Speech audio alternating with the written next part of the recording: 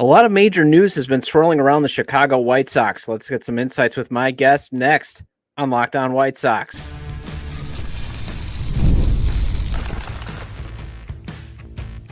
You are Locked On White Sox, your daily Chicago White Sox podcast. Part of the Locked On Podcast Network, your team every day.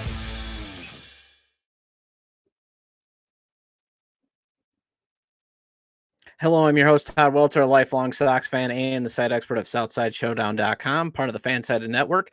And also, I've covered Major League Baseball for outlets such as the Associated Press. Thanks for making Locked On White Sox your first listen every day, part of the Locked On Podcast Network, your team every day. Make sure to hit the like button on today's episode. Subscribe to the YouTube channel at Locked On White Sox if you've not done so already. And also follow or subscribe to the show at wherever you get your podcasts. Well, the past couple of days have touched on the Sox quest for a new stadium, the owner possibly being open to selling the team, and the search for a new manager. And that does not take into account the Sox needing to find ways to upgrade a 121-loss roster in the offseason that starts soon. And to discuss all of this is the host of one of the best podcasts out there when it comes to the White Sox, the Sox Machine podcast, and a contributor at SoxMachine.com and 670 The Score is Josh Nelson. And before I ask you, Josh, though, I just got to say, today's episode is brought to you by Game Time. Download the Game Time app, create an account, and use code LOCKEDONMLB for $20 off your first purchase. Now, Josh, let's start with the Sox pursuit of a new stadium on the 78. You did a great job diving into the Chicago Fire, potentially joining the Sox with a field of their own. How does the Fire's owner's viewpoint on a stadium financing conflict with Jerry Reinsdorf's views? And that is a good question. A lot is the short version of that answer. However, speaking with sources within the Chicago White Sox, they are surprisingly excited about this new possibility of the Chicago Fire building their stadium on Project 78, which is being handled by the mega real estate company known as Related Midwest. And the reason for that excitement is that this South Loop plot of land all of a sudden could be what other major metro areas have. For example, Philadelphia, where the 76ers, the Phillies, and the Eagles, all their stadiums are right next to each other. And you could build out this sports district. It wouldn't be on the same level, of course, but if you have a brand new White Sox stadium next to a brand new soccer-centric stadium that will definitely house the Chicago Fire, maybe the Chicago Red Stars, then you have tons of activity, tons of entertainment options going on, especially in the spring, summer, and if both clubs are good, going into fall, into the month of October. And it could bring a lot of energy, it could bring a lot of people to this plot of land and really build up what this vision has for Related Midwest and supercharging the South Loop neighborhood of Chicago. But the White Sox look at it from a perspective of they still need public financing help to get their stadium undergoing, as in they need part of that 2% hotel tax and other. They need it to be a special district when it comes to sales tax as well. So it wouldn't necessarily go back as far as benefits to the state. It would go into, if you remember the old Saturday Night Live jokes, the lockbox in case that if the teams don't perform well business-wise, that the money saved up over time, the sales tax generated in this district would help pay any, I guess, loss in revenue or any differences when it comes to profit or benefits or taxes that still need to be paid. Governor Pritzker for Illinois has been very reluctant. He doesn't see how this is a big benefit to Illinois taxpayers. Now, I say this, that Jerry Reinsdorf and the Chicago White Sox are seeking public help. Now you have the Chicago Fire coming in and saying, listen, we understand the situation in Chicago. The teachers don't have money. City Hall has a huge budget deficit. Nobody can afford to public finance a new stadium. So we are searching for a site that we will build our own stadium. And I can already foresee, Todd, in the upcoming weeks and months where you're going to have Illinois politicians and even city politicians posing the question to Jerry Reinsdorf, if the Chicago Fire can privately finance a new soccer stadium, why can't you? And I think that's a tough question for the White Sox to answer. Could he, though, respond back that it's maybe apples to oranges? Because when you're building a soccer stadium, you're usually building 8,000 to 20,000 seats, where this we're talking about maybe a 35 to 40,000 seat stadium? Well, early word is that the Fire are looking to build a similar stadium that the Nashville Major League Soccer Club has just recently built. And that is the largest soccer-centric stadium in the United States at 30,000 for a seating capacity. That roughly cost $335 million, according to the Tennessean, to complete that stadium, which I believe that stadium was completed in 2022. So that's the price tag that the Chicago Fire are probably looking at, is 325 to 350 million to build a similar size stadium like Nashville has. Because again, they're moving from what would be Soldier Field to this new stadium. If Lionel Messi ever did play a game at Soldier Field or in Chicago, you would sell 65,000 tickets for that match. But if you downsize your stadium, you'd still want a healthy crowd. So I think the Fire's interest is to build something similar that Nashville has, which is a 30,000 capacity seat stadium. The White Sox are asking for $1 billion to build a 35,000 seat stadium. And they are still hoping to be the anchor tenant in Project 78. So you're going to have future squabbles. You're going to have Related Midwest, again, continuing to play referee. But Related Midwest, Todd, is now really desperate to have something built in this plot of land with the education plan falling out. This institution, this Discovery Partnership institution that was supposed to be built in Project 78, really kick off this entire project. The University of Illinois backed out, and they're going to instead build that institute in the further south side at an former U.S. Steel plant, and classrooms and other meeting rooms in downtown Chicago. They are abandoning Project 78. So Related Midwest really needs someone to help kickstart this project. And if the Fire are ready to go and they're ready to put shovels in the ground, and they mean it when they say they're ready to privately finance the stadium, maybe we would see a Fire stadium built in the South Loop before we see a White Sox stadium. You are obviously a Chicago resident. You do a great job of, talking about how it's going around at the ballpark and all that stuff. Is a new stadium the only way a new owner would keep the team in Chicago? And the reason why I ask is there's plenty of empty parking lots around Guaranteed Rate Field that could be developed just like what the Bulls and the Hawks are doing around the UC. Could that be an attractive option to any potential new owner? Or is it new stadium or bust? It really depends on who would be interested in buying the White Sox from Jerry Reinsdorf. At this moment, I will say this, Todd, there is enough smoke with the different kinds of people who walk different ways of life in the city of Chicago. Those, I would say, well connected to the 1%. They know the billionaires in Chicago have reached out to me to give me additional insight. There's enough smoke to say, yes, this is not a ploy. Jerry Reinsdorf is interested in selling the Chicago White Sox. The names that have been attached, which I'm still trying to verify, which is why at Sox Machine, we don't want to report all the gossip that we get. If we reported on all the gossip we got in Twitter DMs and random emails, man, we would look like TMZ real fast. But that's just not the way that we operate. We're still trying to verify if the interest is real. But depending on which billionaire or which investor that can generate billions of dollars to buy the White Sox, greatly depends. But from a Jerry Reinsdorf perspective, to him, yes, it's Project 78 or bust. He does not believe in developing Bridgeport is going to make up the financial gap between the White Sox and, let's say, even the Chicago Cubs. He doesn't think that Cincinnati did for the Reds in building out condos and hotels and bars literally across the street from Great American Ballpark, that having that type of district in Bridgeport would generate enough revenue to compete what the Ricketts family is able to generate at Wrigleyville. You could have a lot of people come in and dispute that, but that's just how Jerry Reinsdorf feels, and he feels like the only way that he can catch up to the Cubs financially is help with Related Midwest to build out this new exciting neighborhood in the South Loop of Chicago closer to downtown. Well, and this is why I wanted to have you on the show because, again, what you and Jim and what James Fegan do is just excellent work.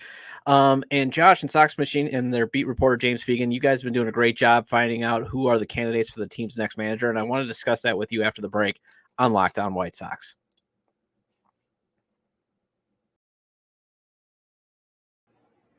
One of my favorite baseball memories as a kid was when my dad took me to Game 1 of the 1993 ALCS. The result was not great as the Chicago White Sox lost 7-3, and the news of Michael Jordan's retirement leaked out. But still, the crowd was great, and it was fun to see my heroes live playing for something. And if you get a chance to go to a baseball playoff game, I hope you use the Game Time app because Game Time makes it easier to save more on sports, concerts, comedy, and theater. Maybe take a last-minute trip to LA and take in Game 1 and use the Game Time app to get deals on World Series tickets. I know they're going for a lot, but Game Time always has deals that they can find for you. And Game Time is the authorized ticket marketplace of Major League Baseball, which makes getting tickets faster and easier. Prices on the Game Time app actually go down the closer it gets to the first pitch. And with killer last-minute deals, all-in prices, views from your seat, and their lowest price guarantee, Game Time takes the guesswork out of buying MLB tickets. Get a panoramic view from your seat in the app before you buy. The lowest price guarantee or Game Time will credit you 110% of the difference. Take the guesswork out of buying MLB tickets and more with Game Time picks, and download the Game Time app, create an account, and use code LOCKDOWNMLB for $20 off your first purchase. Again, terms apply. Create an account and redeem code LOCKEDONMLB for $20 off. Download Game Time today. Last minute tickets, lowest price guaranteed. Welcome back into Locked On White Sox. I'm your host, Todd Welter. Again, make sure to hit the like button on today's episode and subscribe to the YouTube channel at Locked On White Sox if you're not done so already. And if you can't catch the show on YouTube, Locked On White Sox is available on all major podcast platforms. So make sure you follow or subscribe to places such as Apple and Spotify. Either way, get your 30-minute fix of Chicago White Sox baseball venting with me. And another suggestion is get some great White Sox information with the Sox Machine podcast hosted by Josh Nelson, Jim Margulis, and James Fegan. And again, Josh, when do you guys normally run your podcasts? You can catch us typically every Monday and then after the midweek series. But as we roll into the off season here, we're finally going to be taking vacations.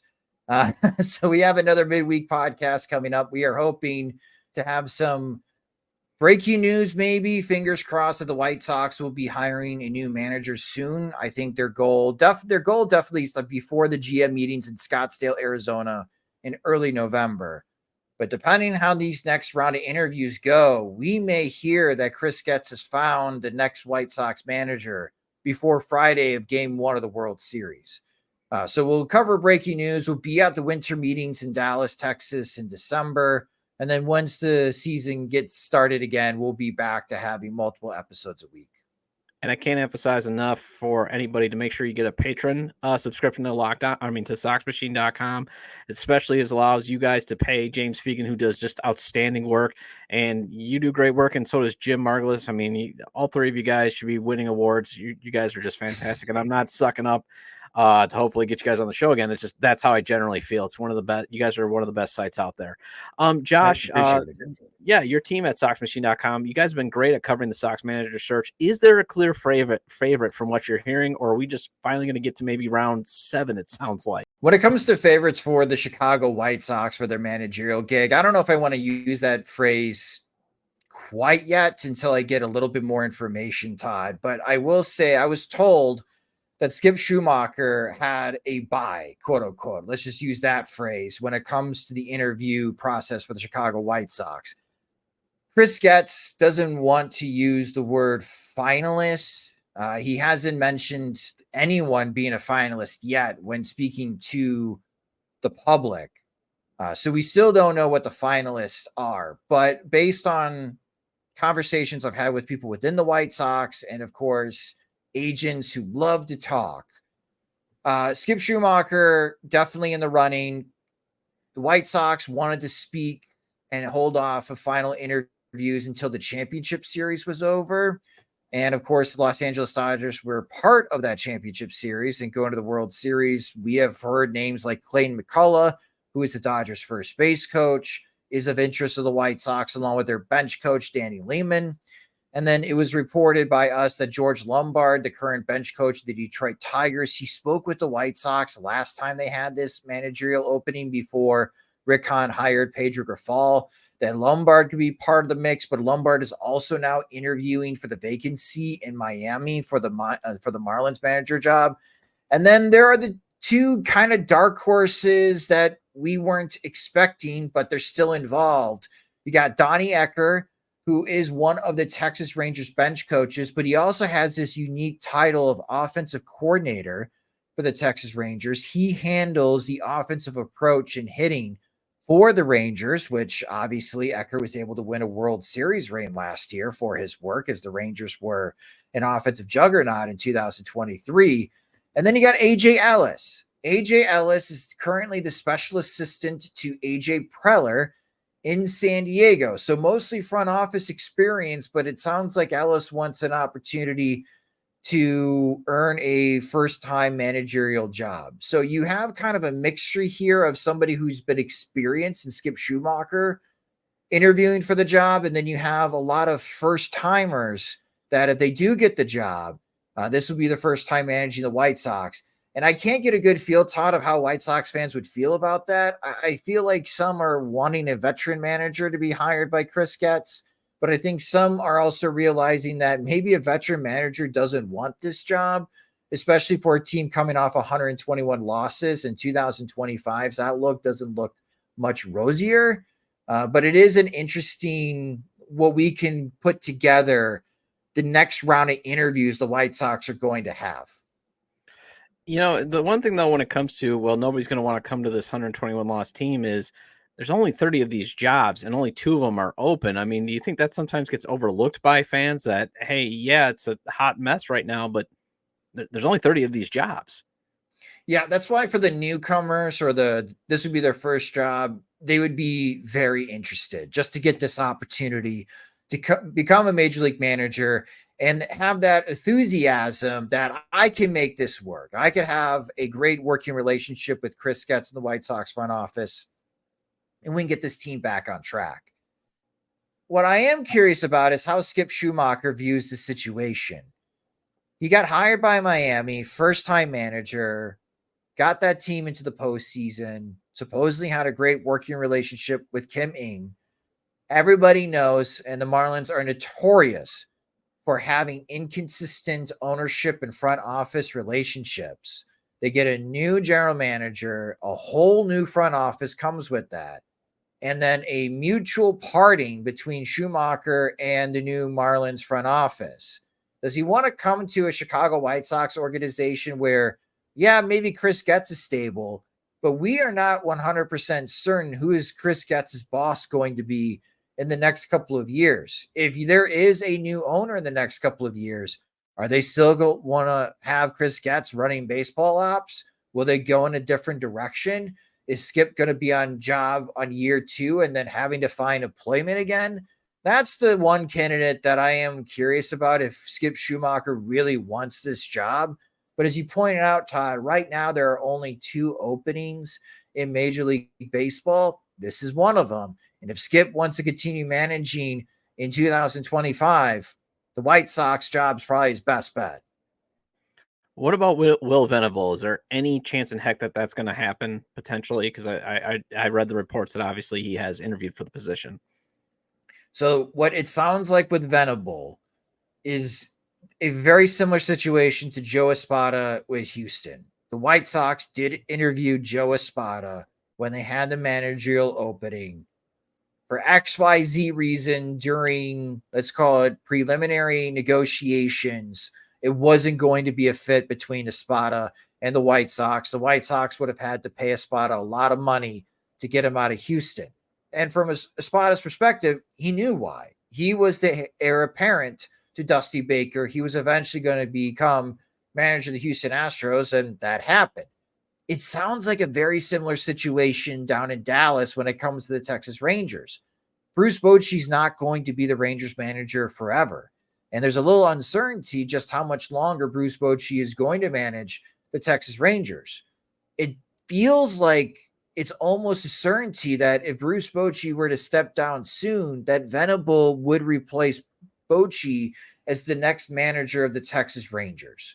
So that's something to pay attention to as we move forward. There's a lot of skepticism down in Texas about Will Venable's availability in the White Sox managerial job. Sure, he maybe went through the interview process as practice, but down in Texas, they don't view this as a serious challenge to losing Will Venable. Yeah, and that's why, Ecker wouldn't be a terrible consolation. What characteristics are you looking for in a new manager for the Sox to hire?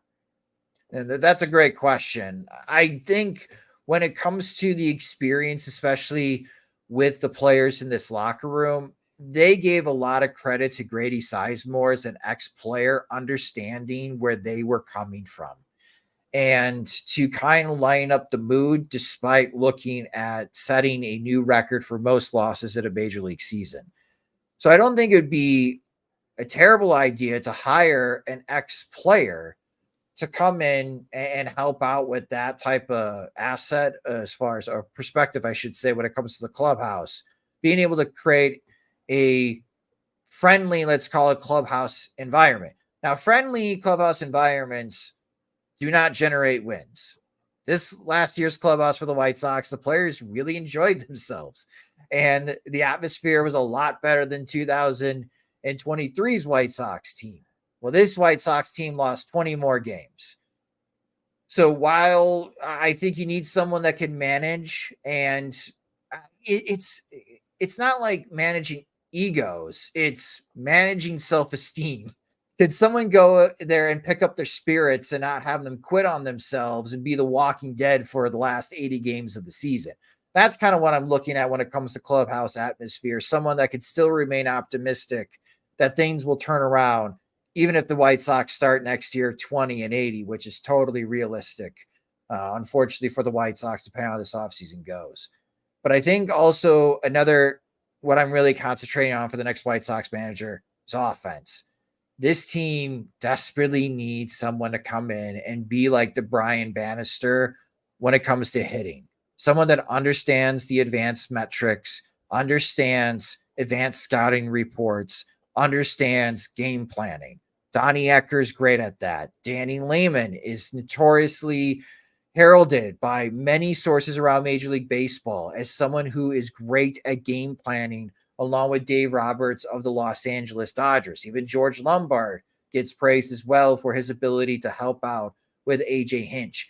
It just feels like the last couple of seasons under Pedro Grifol, Todd, that the White Sox would enter games, if not series, totally unprepared and somewhat shocked mid-game of what was coming at them when teams were going to certain relievers or how hitters were being pitched. And to me, that's inexcusable in the amount of data that we have and video, especially with tablets allowed in the dugout, for your hitters to be as unprepared as the White Sox hitters were in 2023 and 2024. So a manager more on the offensive focus, but has had success and has plenty of experience when it comes to pregame planning and even in-game adjustments, working with players in the dugout, I think is really crucial for the White Sox to bring in as their next manager, because that's where they really need help. Yeah, I really appreciate that insight because you're just preaching to the choir there. As I agree with you. I mean, not only just self-confidence, but maybe more of that empathetic gear of, hey, I've been there. For example, like Grady Sizemore, he could go to those guys and be like, I've been there. I know what it's like to struggle. Or again, as I like to say, being one part HR manager, positive, all that stuff. And then, yeah, I want a manager who's going to be able to prepare to win as many of these 162 games as possible. So I'm totally on board with those insights there. And all this news about stadium sales and manager searches has completely buried an offseason where the team has already said it will not spend much this from free agency to upgrade 121 loss roster. Let's see if anything will be done to upgrade the roster next on Locked On White Sox.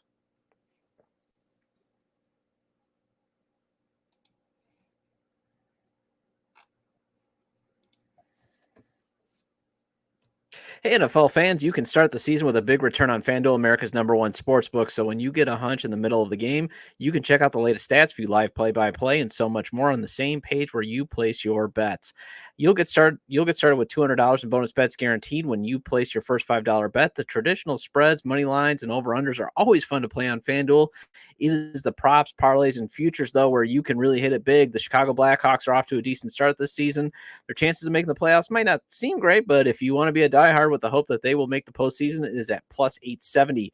The Bears beating the Commanders by 14 or more on Sunday is at plus 500, so $10 on that, and it hits. You just made $50, and still some good lines on the NBA championship winner. The Celtics are FanDuel's favorite, and even then, that's at plus 310, and that hits. Triple your money. Say you're a homer like me, think the Bucks can come back and reclaim the crown, plus 1400. That's FanDuel.com.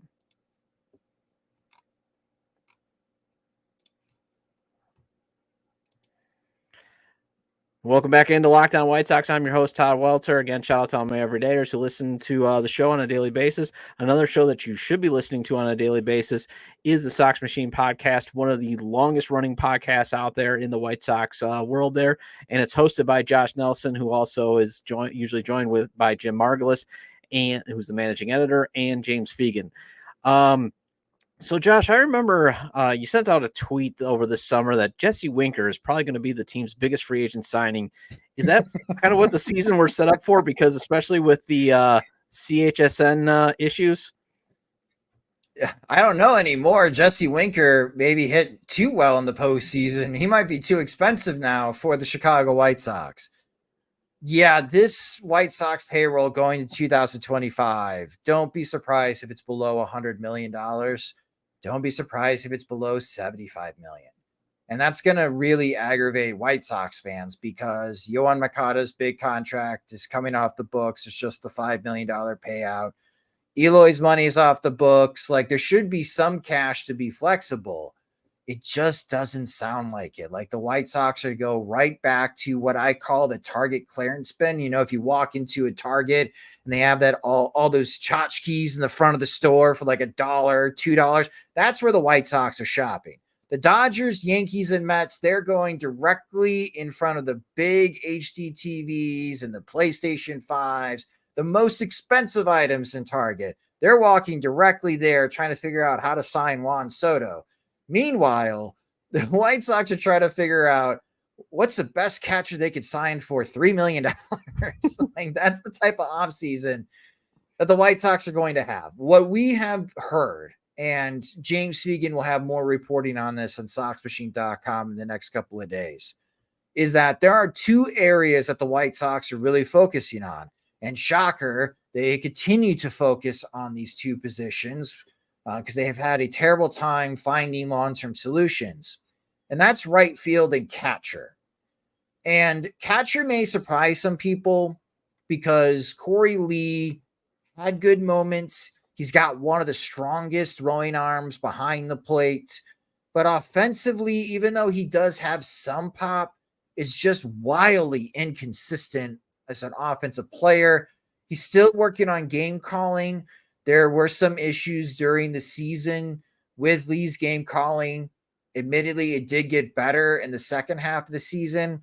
And then there is the blocking and receiving portions as well. The White Sox may view Corey Lee probably better suited to be a backup catcher. So if there's an opportunity to acquire a veteran catcher to maybe take on more of the starting load, the White Sox could be interested. Now, I can hear you White Sox fans listening to this. What about Edgar Caro? All indications point to Caro probably starting in AAA in 2025 and see where he is defensively before calling him up. Offensively, there's not a lot of big concerns. The White Sox think that he has a chance to be like an 800 OPS type of hitter, maybe 10 to 15 homers, can get on base at maybe like a 340 clip if you want to start using those types of metrics. But it's more on the defensive side if he's truly ready to take on a large load, especially pitch calling and game planning. The White Sox think he needs more seasoning on the defensive front. And right field, Dominic Fletcher played great defensively, didn't hit. And the White Sox desperately need more offense going to 2025 and beyond. So if a Jesse Winker is interested in like a 1 year, $5 million contract, maybe Todd, just maybe the White Sox can bring in somebody like Jesse Winker. But if not, then yeah, the White Sox are going to be in the clearance aisle trying to find another right fielder. I have a feeling that might be in the scrap heap aisle. I mean, and the thing that's really concerning to me is, hey, when I first started doing anything work baseball related, it was the 2003 Milwaukee Brewers. So I'm very used to bad teams going to the scrap heap, but I'm not very confident in Chris Getz's ability to go to the scrap heap. I don't see a Brady Clark out there on the horizon for him to grab. Yeah. Garrett Crochet, does he get traded? Yes. And Oh. this is a story that I was told in one of his last starts of the season in San Diego. If you remember that start, 4 scoreless innings, only allowed 1 hit, struck out 8. The Dodgers had scouts in the seats at Petco Park watching that game because they were preparing to face the Padres in the upcoming series to finish the regular season, and they just had a hunch that we're probably going to be crossing paths again in the playoffs. And the Dodgers scouts are sitting there, and they are watching Garrett Crochet absolutely dominate the San Diego Padres lineup. And even though they made it to the World Series, and I give Dave Roberts a lot of credit, he's pressing the right buttons when it comes to bullpen management. I think he's getting some incredibly surprising performances, especially from someone like Brent Honeywell, who pitched terribly for the White Sox and got cut by the White Sox. It also helps that they have a fantastic offense that makes looking easier to be the manager of the Dodgers. But the uncertainty with Clayton Kershaw, even though he wants to try to come back next year, and all the pitching injuries that the Dodgers have suffered in the starting front, they need another frontline starter. And there is some feeling, at least with the Dodgers organization, that there's not going to be anyone better in free agency than Garrett Crochet. So I expect the Dodgers to come hot and heavy for Garrett Crochet, but they will not be alone in that pursuit. Boston can come calling. San Diego can come calling. Maybe even the Yankees or the Mets can come calling. You're going to have too many serious suitors, Todd, for Chris Getz. And again, with payroll being reduced, if he's going to try to find immediate impact bats, just like we talked about with Dylan Cease last year, trading Garrett Crochet is probably his best chance of finding those impact bats. Although, are the Dodgers going to rip off the White Sox again this time? Or they rip off everyone. Yeah. So that's why I was like, oh, man. I saw that you threw that out there. I was like, oh, no, not the Dodgers again, man. They're going to rip them off so bad. Finally, does Andrew Vaughn, do you think he gets non-tendered? I don't think he gets non-tendered. I do think the White Sox bring him back. I'm uncertain about Gavin Sheets. When it comes to Vaughn, it's not that I necessarily agree with that decision that he comes back, but if you're asking between my brain and my gut, which my gut would be how I would handle things, and my brain analyzing the situation and predicting and how the White Sox are going to handle it, my brain says they're going to be tendering Andrew Vaughn a contract because they need someone to anchor the middle of the lineup. He has a good clubhouse presence. Guys do gravitate towards him. It's Gavin Sheets that I'm not sure about because the offensive side is really limited. And defensively, at least according to StatCast, he wasn't much better than Andrew Vaughn, which, by the way, Andrew Vaughn's an awful defensive first baseman. He has no range at all at the position. So he's not even an outfielder. I don't think he's even a first baseman. He's probably a DH only. Yeah, who doesn't really hit, for a ton of power. I mean, he's got decent pop, but yeah, that's not somebody you want to throw and at first base. Well, that wraps up this edition of Locked On White Sox. Thank you for making Locked On White Sox your first listen today. For your second listen, find Locked On MLB. Baseball guru Sully brings a daily blend of humor and baseball, keeping you updated on every aspect of the playoff picture. Find Locked On MLB on YouTube or wherever you listen to your podcast. And I'll be back tomorrow with a conversation with CHGO's White Sox podcast host Sean Anderson. And yes, there will be some 2005 White Sox talk because we just need to talk some good news about the White Sox lately. Feel free to leave comments about today's discussion with SoxMachine.com's Josh Nelson. And Josh, again, where can we find all your great content? I want to make sure you get your plug in. Yeah, visit us at SoxMachine.com. Follow us on social media on all the platforms at SoxMachine. And you can follow me at SoxMachine_Josh. I'm gonna make sure you guys get make sure into the audience there, get a patron for SoxMachine.com. It's a great subscription to sign up for, and it also helps make sure that they can send James to road trips, because James Fegan is a great beat reporter. Jim Margulis is also a marvelous writer, and Josh, you're one of the best podcast hosts out there. And also, you can leave any comments at the episode page on YouTube, X, formerly Twitter, at ToddJW, or at Locked On Sox, or email me at LockedOnWhiteSox@gmail.com. Have a great day. I will see you tomorrow.